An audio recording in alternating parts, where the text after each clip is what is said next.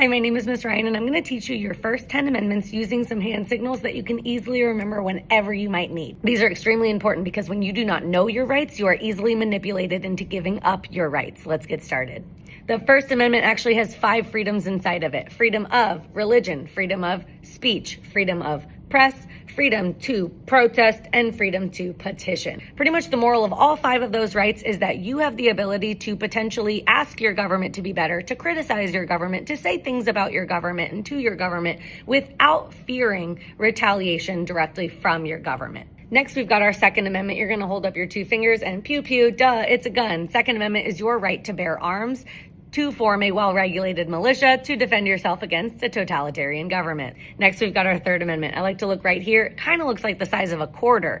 This is your amendment to protect you against quartering troops. Troops are not allowed to stay in your home or in your place of business, not even in wartime. Next, we've got our Fourth Amendment. I'm going to wrap my finger and go knock, knock, knock. Oh, it's the police. Not without a warrant. This one protects you against unreasonable search and seizure. All warrants need probable cause. Next, we've got our Fifth Amendment, another really famous one. I plead the Fifth. This is the right against witnessing against yourself. It also includes double jeopardy, and it includes due process.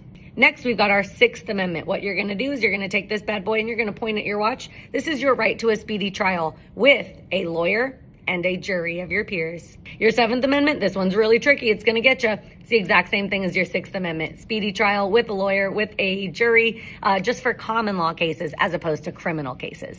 All right, so for the Eighth Amendment, bear with me because the one that I learned when I was in 8th grade felt a little inappropriate with the hand gestures, so I made up my own. It's weird, it's a leap, but we'll survive. Eighth Amendment is against cruel and unusual punishment. So what I do is I take my little claws and I unwrap that noose from around my neck and I throw it away. No cruel and unusual punishment, including excessive bail. Ninth Amendment, power to the people. Just because your rights aren't explicitly stated does not mean that those rights do not exist. Very last one, 10th Amendment. Every single power not explicitly stated by the Constitution is pushed to the states. Those are your first 10 amendments to the U.S. Constitution. There are plenty more that are equally as important, but those are the ones that explicitly protect your individual rights. Remember, the one thing that nobody can ever take away from you is your education. So go out there and fill your brain with more knowledge.